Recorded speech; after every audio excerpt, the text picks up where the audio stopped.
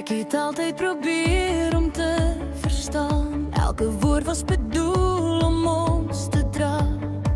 Ek het gepraat wanneer dit saak maak, met hoop dat jy my hart sal laat. Ek het gegee met alles wat ek kon. Glo dat liefde sterker is as wonde.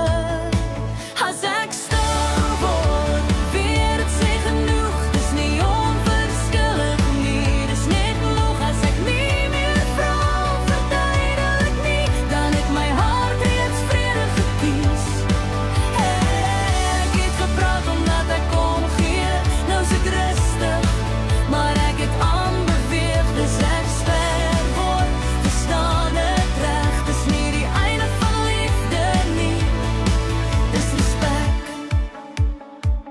Ek het geleer om myself te hoor, om nie altyd meer te verloor. Maar die dinge hoef nie hard gesê, om die waarheid sag te kan wees. Ek het alles gegee, wat ek kon dra.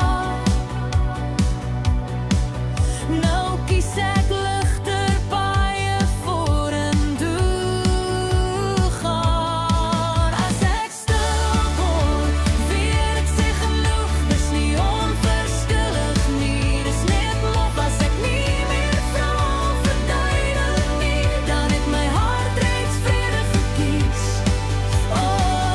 Ek gevat omdat ek kon gee, nou is ek rustig, maar ek het aanbeweeg. Dus ek stil word, verstaan het reg. Dis nie die einde van liefde nie, dis respek.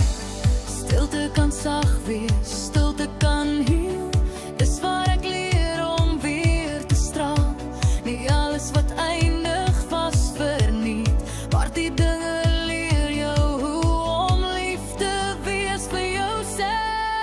As ek stil word, hou dit vas. Dis my manier om my vrede te beskerm. Ek het my deel gedoen, ek my hart gegee. Nou loop ek verder met waardigheid mee.